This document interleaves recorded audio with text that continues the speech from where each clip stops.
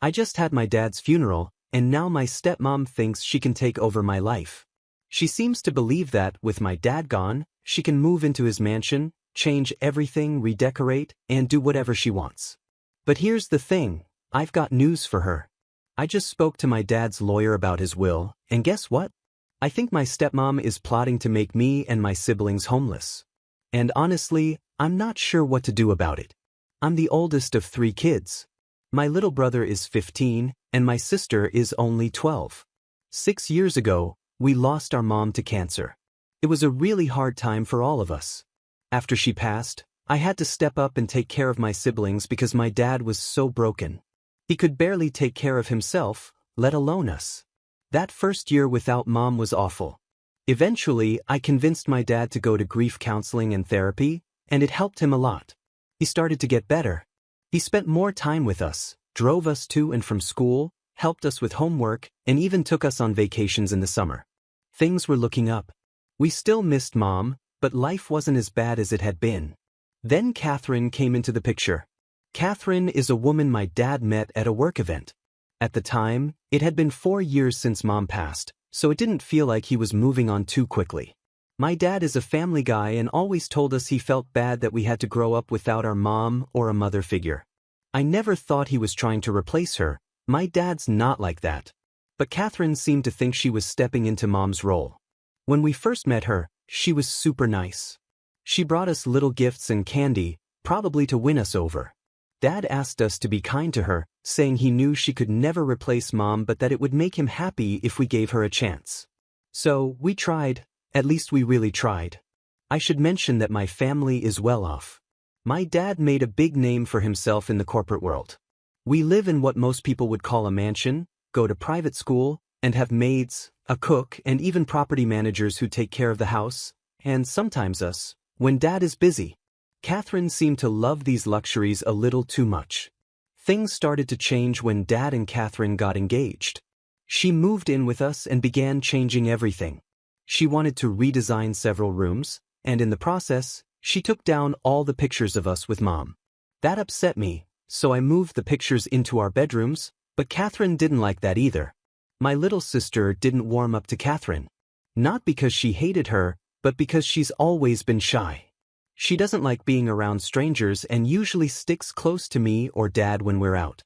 If she came across Catherine alone, she'd run away or avoid her, not to be rude, but because she felt nervous. Catherine didn't handle this well. At first, she seemed okay with it, and I guess dad told her that my sister takes time to warm up to people. But after about 5 months of living with us, Catherine started being mean to her. If my sister didn't respond when Catherine spoke to her, Catherine would yell at her and make her cry. She always did this when dad wasn't around. My younger brother didn't like Catherine either, but he kept his feelings to himself because he didn't want to upset dad. We did everything we could to protect my sister from Catherine.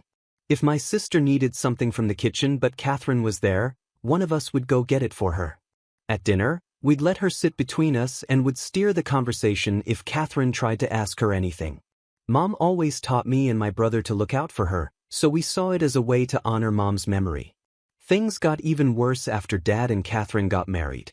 The wedding itself was unpleasant. We didn't want to be part of it, but dad asked us to, so we went along with it for him.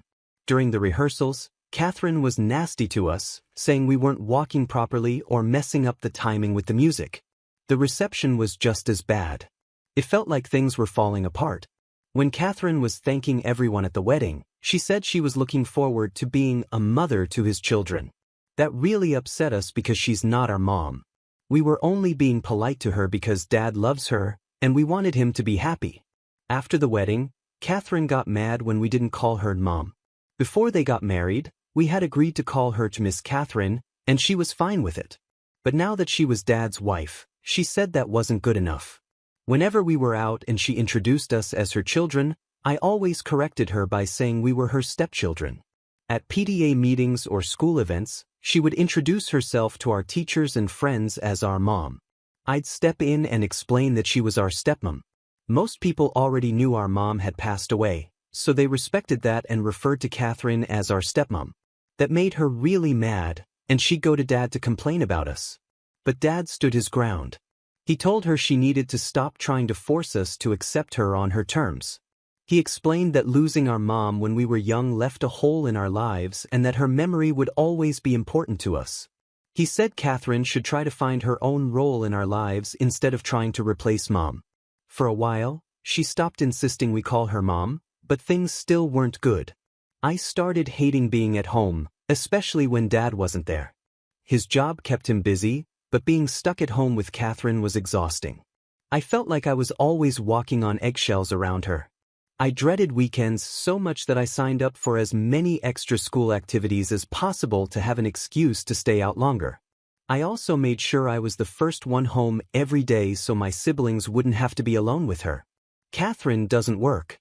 She spends her time shopping, hanging out with her friends, or just lounging around the house. She doesn't cook or clean because Dad has people to handle those things. We mostly took care of ourselves so she wouldn't have any reason to bother us.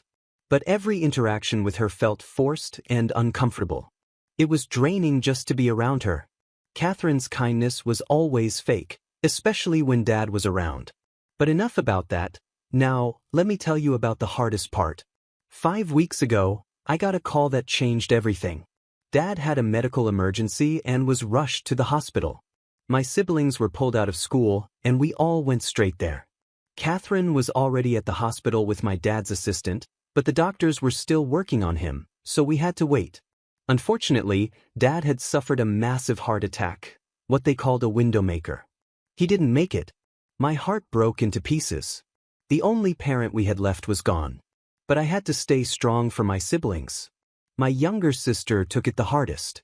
She refused to sleep alone and clung to me constantly. Catherine didn't involve us in the funeral planning at all. The only thing she listened to was my suggestion to delay the funeral so Dad's colleagues and friends from across the country and overseas could attend. The atmosphere in the house was worse than when Mom died, mostly because now we had to deal with Catherine. For the first 3 weeks after Dad passed, I didn't see much of her. But this past week, she's been moving around the house more, and she doesn't seem sad at all. What's worse, I overheard her on the phone talking about turning my sister's bedroom into a tea room. My sister's room has the best view in the house, overlooking the garden. I don't know what Catherine is planning, but it feels wrong. Dad isn't even buried yet, and she's already talking about changing things. It's disgusting. I haven't had a good night's sleep since I overheard her. The funeral is tomorrow, and some of Dad's family is in town. We don't know them well because they live far away, but I'm wondering if they might help us. I'm so worried that once the funeral is over, Catherine will kick me and my siblings out of the house. I don't even know if Dad had a will. He wasn't that old, so I wouldn't be surprised if he didn't make one. If there's no will, does that mean Catherine gets everything? I have no idea how inheritance works. I'm just a college freshman. I wasn't prepared for this kind of stress so early in life. If anyone has advice, I could really use it. If your dad didn't leave a will, his estate would likely be split evenly between you and your stepmom. Don't let her intimidate you. Stay close to your siblings, because people might try to take advantage of them if they inherit a significant amount of money. Worst case, if your dad did leave a will and gave the mansion to your stepmom, you'll need to reach out for help. Start with your family members, and if you have godparents, contact them right away. Godparents usually promise to help take care of their godchildren if something happens to the parents. Good luck. I'm rooting for you. Come. It sounds like your stepmom is just giving back the same energy she's been receiving. If you've been cold to her from the start, it's no surprise that she's acting distant now. If I were you, I'd try to get on her good side. If your dad left her the house, she has every right to ask you to leave. It doesn't seem like you have anywhere else to go, so be careful about how you handle things. Update 1. A few days ago, we had my dad's funeral. It was a huge service. People came from out of town and even overseas. I never realized how far my dad's influence had spread. I met so many people and they were all so kind. Many of them gave me and my siblings their business cards and told us to reach out if we ever needed anything. A lot of them shared stories about how Dad helped save their businesses or invested in their startups when nobody else believed in them. Apparently, Dad loved to talk about us because most of them already knew our names and the things we liked. They even brought us gifts, mostly snacks and candies from their countries. Catherine, however, kept interrupting every conversation. She'd ask if we were okay or if we needed anything. It was obvious she was putting on an act for everyone, pretending to be a caring stepmother when she really didn't care about us at all. After the burial, there was a gathering at the mansion. There was a ton of food and lots of people laughing and chatting, but my siblings and I weren't in the mood for any of it. We just buried our father, and celebrating felt wrong. We said hello to the guests but then spent most of the time in our rooms. I started looking through the business cards people gave us, wondering who might be able to help us if things go south. I was still really worried about the idea of having to leave the mansion, even though I had the business cards from my dad's friends. Then, hours after most of the guests had left, Catherine came to get us from our rooms and said we needed to have a family meeting. We went to the den, and she told us that she understood we were grieving since we had just buried our dad. But then she dropped a bombshell. She was giving us 5 months to move out of the mansion. I was shocked and asked if she was serious. My younger siblings are just kids, and I've only just started college. She really expected us to leave our childhood home and find a new place to live in 5 months? She said that there were plenty of people at the funeral who had offered to help us and that we should reach out to them. She also added that, since Dad was gone, she didn't want to deal with us anymore. I was so angry, but I didn't want to say something I might regret. I grabbed my siblings and we went back to our rooms. On the way, we ran into a guest who hadn't left yet. He apologized for surprising us and handed me his business card. He said he was my dad's lawyer and wanted to talk about matters related to Dad's estate. He told me to take some time to grieve and to call him when I was ready. I don't know if he talked to Catherine too, but I've been holding on to his card ever since. I can't help but worry that he might be working with Catherine, and if that's the case, he wouldn't be much help. I feel so lost right now. My younger siblings keep asking if we're really going to have to leave, and I don't know what to say to them. We met with my dad's lawyer the other day, and everything has changed. I finally called him and arranged a meeting at the house. He hadn't spoken to Catherine at all, only to us. When I told Catherine that Dad's lawyer was coming over, she seemed confused. Honestly, I didn't care what she thought. When he arrived, he opened his briefcase and asked if we were okay with Catherine being in the room while we talked. Catherine got really offended. She said she was Dad's widow and had the right to be involved in matters of his estate. The lawyer calmly replied that this specific discussion didn't involve her. Then he turned back to me and asked again if I was okay with her staying. I told the lawyer it was fine for Catherine to stay in the room, as long as he didn't go into too much detail. The short version of what he told us is that my dad never updated his will after marrying Catherine. This means she isn't included in it at all. She gets nothing. The will states that the mansion belongs to me and my siblings. It also says that if Dad passed away before we finished school, his money would be used for our education. Whatever was left, along with all his investments and dividends, would be held in a trust. Once we're grown and have stable jobs, the trust would be split evenly between the 3 of us. The lawyer said it might sound complicated, but my dad left enough money to make sure we'll be taken care of for a while.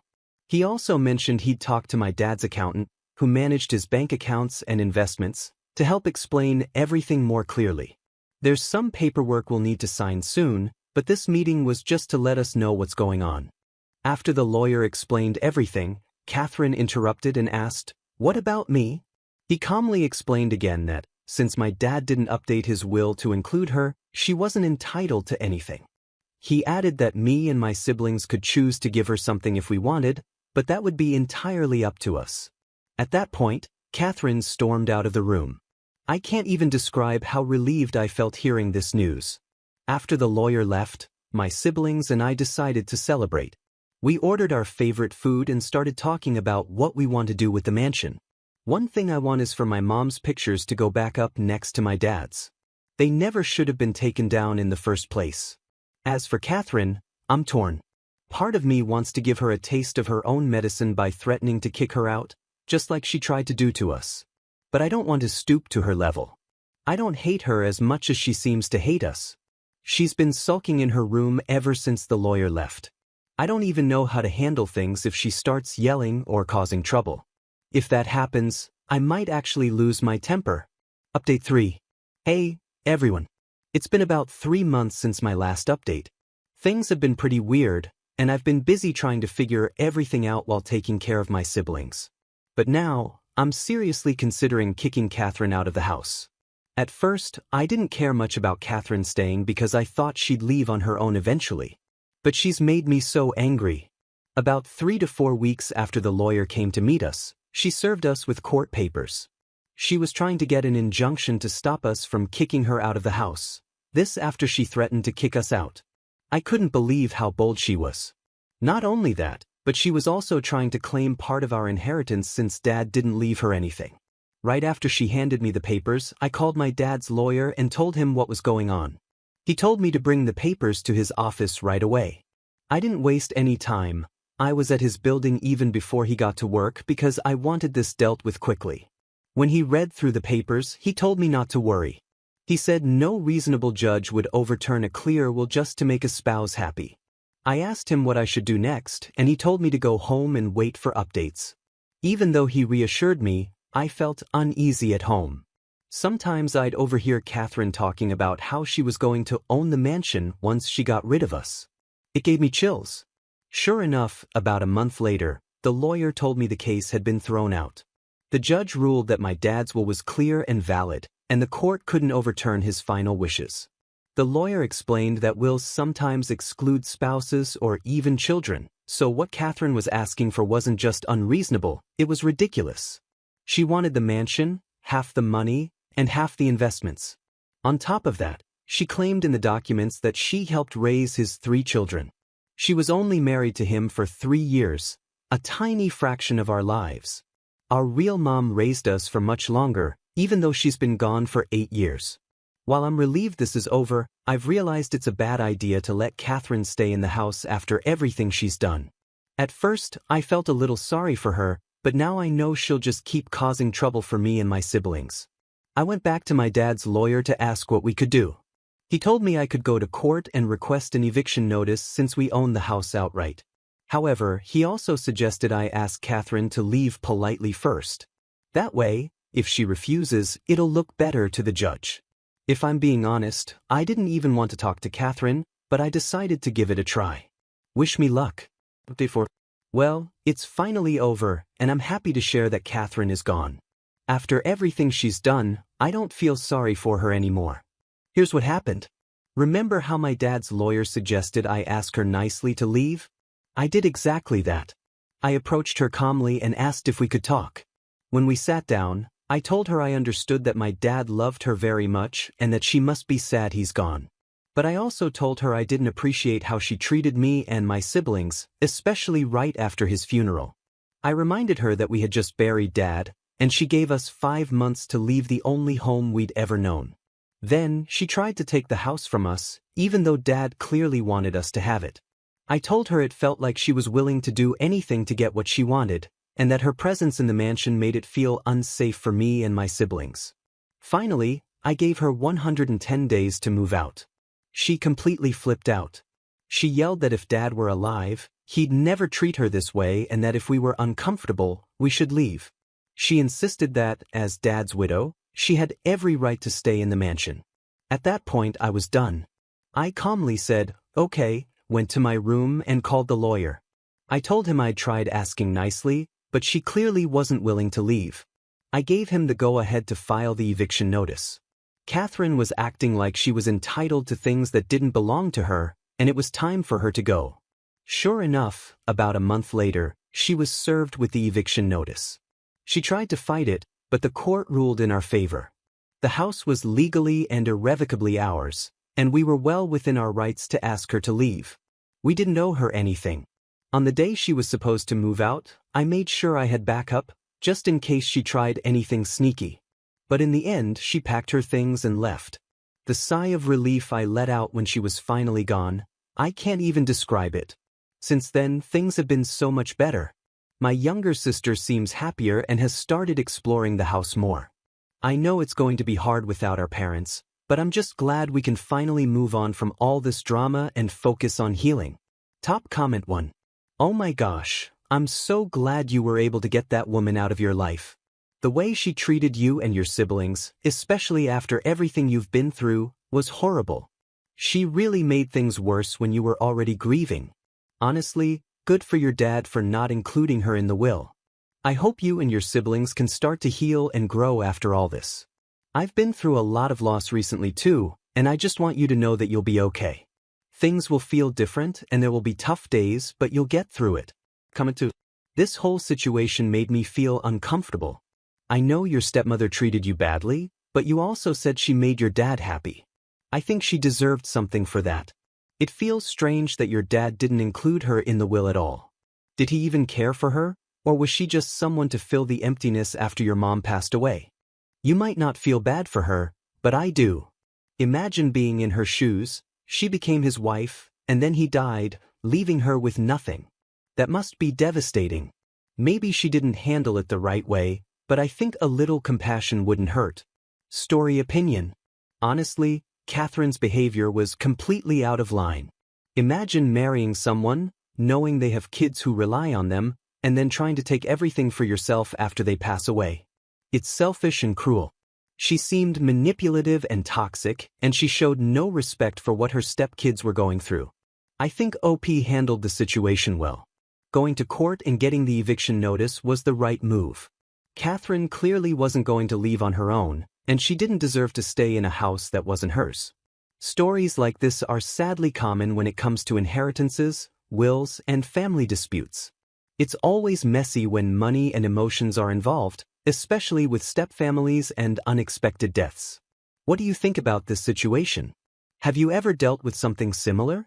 Share your insights in the comments below. And if you're new here, don't forget to subscribe to the channel for more stories like this one. Thank you for watching today's video. My name is Revenge Online, and I share and animate stories every day. If you want to join in on these daily drama-filled stories, just hit that subscribe button right there. Have an amazing day, and I'll see you tomorrow.